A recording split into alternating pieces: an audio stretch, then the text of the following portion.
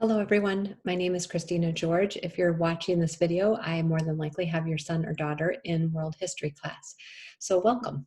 I'm going to share some slides with you as I talk to you a little bit about the class and myself, just so you know who is on the other end of the Zoom call with your son or daughter every week. The first couple slides I'll show you just are the first two slides that I showed to the kids the first day we met. This first one really just talking about the unusual circumstances this year, especially for freshmen, right? This is all new school and now an all new learning environment for sure. But I'm feeling pretty positive that we're going to make the best of it together. We're off to a pretty good start already. So, and I have a freshman daughter myself. I have a freshman and a senior, so I know I get it from all ends this year. I shared this with the students just so they could see a little bit about me and my life and what I'm interested in. I have been teaching at LT for 6 years. Before that, I was in healthcare. So I actually, when I got my master's in teaching about 8 or 9 years ago, I was interested in teaching health education, and I liked it, but I didn't love it. So I found global studies, and it has been a great fit for me.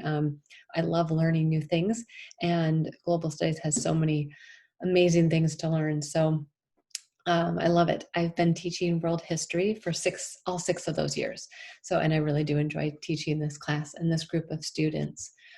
So a little bit about the class. These are the units for semester one. I'll let you take a look at those while I just mention briefly that we have finished unit, or I guess you call that intro unit. We are done with that, and we are in the middle of unit one. Unit one is pretty quick. It's about the start of civilization, and we are halfway through. We'll be finishing that next week. So the next three units, 2, 3, 4, take up more of the time. And I think they get into a little higher interest for the kids too, and we really get going into some neat stuff. I'll leave you with that. I'm not going to go into semester two right now, but I will keep everybody posted by email about what's happening in the class on occasion. I'll probably email about once a quarter, and so I can give you updates and a little more detail there. Just a little bit about the class. It's theme and project based. I say that, and I also want to make sure it's clear that it is not completely theme and project based. It does have traditional class elements for sure. It's just a combination. We went to a thematic approach a few years ago, and this works really well instead of marching through time chronologically and trying to get all the details, which is impossible. We've looked at the themes such as government and how that impacts the people. And so we still are hitting all what we feel is the really major events in history, but they're just thematically lumped together. And it makes sense, I think. It makes the class a little more interesting too, and meaningful for the kids. Project-based, we do try to offer the kids opportunities to show their learning with projects instead of just traditional type tests. That said, we also always make sure that we are giving what looks like a traditional type quiz for each unit. So for kids who do well, excel that way, that they still have the opportunity to show their learning that way. And also just so they can continue to practice that skill as well. So moving on, the course is really designed around learning and mastering skills. There's 5 skills that we look at in world history. I will outline those in my email to you as well, but they apply to all the units all year long. One example is cause and effect, knowing why something happened based on what happened previously. We make lots of connections to present day, which hopefully makes the class a little more interesting and meaningful to the kids. And lastly, claim and evidence. The class is very based about looking at evidence from the past to come up with our own conclusions. So we might all have an opinion, but we want to support it with evidence, and we're going to look at sources, primary sources and other documents to gather the evidence to come to those conclusions. Grading policies, you've probably heard a lot about formative versus summative, and it's no different for world history.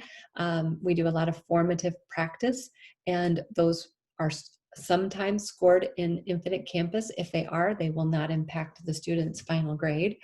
Only the summative will. So they will learn and they will practice. They'll show what they understand. They'll get feedback from me. They'll learn and practice more if they need to.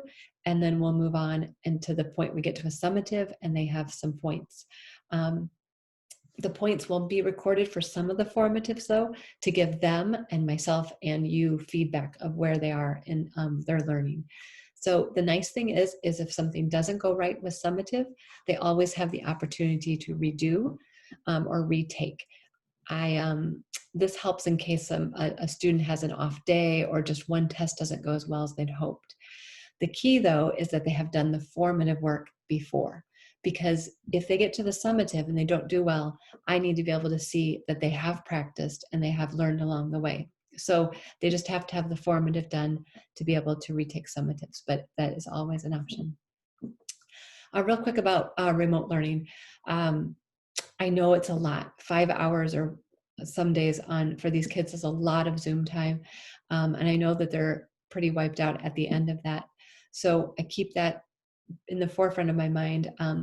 There will be work outside of class that I have to give because we only meet every other day, but that work will be as minimal as reasonably possible, for one. And two, it's never busy work. I don't ever give busy work. It will be either something that they need to do to prepare for the next class or a formative assessment or something of that nature. So again, I will keep that as brief as possible for everybody to stay balanced. We have not cut content, but we're streamlining a little bit here and there. So the negatives, we all miss seeing them face to face for sure. And I do. And sometimes I wonder if they need more from me on Zoom, but I'm working through trying to talk to them a lot on Zoom, sending out surveys for them to give me feedback that way as well. Jumping down to that makes me think of participation. The camera's on, and if they can speak up in class, the more they do, the better the class is. So if you could encourage from your end to get those cameras on, that helps a lot. It's great for me to be able to see the reactions in their faces. On the positives, I think that we are having new ways to teach, and I think it's forcing us to see those ways. And some of the changes that we're making, I think, are going to be really positive. I think they are positive, and I think they'll positively affect the future. So briefly, before I sign off, I would like to show you the class Canvas page. If you haven't been here, I encourage you to go on. You can become an observer to your students' Canvas pages. This is where they link to the Zoom meetings, and everything they need is right here. Everything is hyperlinked from this page, so it's a one-stop shop. It's meant to hopefully be easy and understandable for the kids. So please feel free to email me with any questions. I appreciate you watching. I know you have a handful of these to watch, so thank you for your time.